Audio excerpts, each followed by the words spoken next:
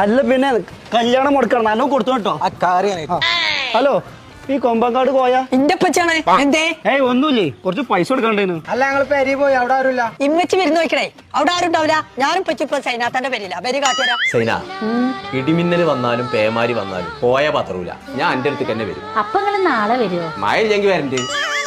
ഇപ്പച്ചേ നിങ്ങക്ക് പൈസ തരാൻ ആൾക്കാർ വന്നിട്ട് വരികയെ. ചെല്ലു മനുഷ്യ. പൈസ തരാൻ എന്തിനാ തൊടുക്കൊണ്ടോളൂ. ശരിയാക്കി തരാം. ആ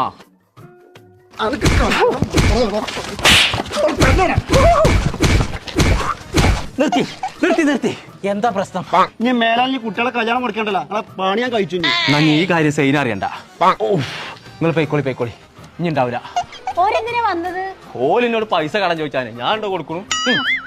ഉസ്മാനെ ഒന്നുകൂടി വന്നാള്. അന്റെ പെങ്ങളെ കല്യാണം എന്തായി? ഒന്നും ശരിയായിട്ടില്ല. ഓക്കൊരു 10-30 വയസ്സായില്ലേ? അനക്ക് ആ ഇന്റിമേറ്റ് മാട്രിമോണി പോയിട്ട് ഒന്ന് രജിസ്റ്റർ ചെയ്തൂടെ? അതിനൊക്കെ കുറെ